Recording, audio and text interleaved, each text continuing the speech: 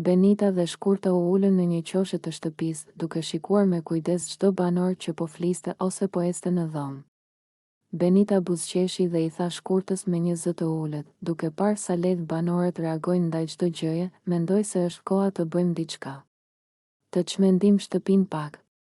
Shkurta qeshi dhe i ktheu, po, kam menduar të njëjtën gjë. Po mendoja që të hedhim të gjitha sendet e tyre në pishinë. Çfarë thua? Do të jetë total kaos. Benita tund kokën duke buzëqeshur keq, po, djallëzore. Ata nuk do ta shohin këtë të ardhur. Çdo gjë që ata përdorin çdo ditë do të zhduket për disa minuta. Dhe reagimet e tyre do jenë epike. Shkurta i bëri një shenjë me gisht duke thënë, le të fillojmë planifikimin.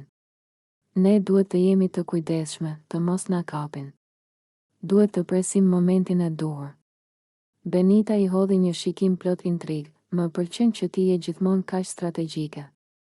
Tani imagjino, kur të shohin sendet e tyre të zhdukur në pishinë, si do të reagojnë. Do të ketë debate, thirrje dhe ndoshta ndonjë sulm të vogël.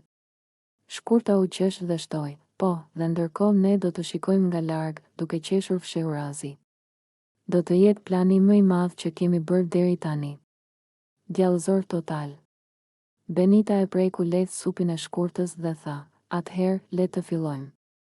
Ky është fillimi i një dite që banorët nuk do të harrojnë kurrë. Dhe ne do jemi ato që do të gëzohemi më shumë. Si duket, ky plan do të shkaktojë kaos total në shtëpi, dhe Benita e Shkurta po e shijojnë çdo moment të strategjisë së tyre djallëzore.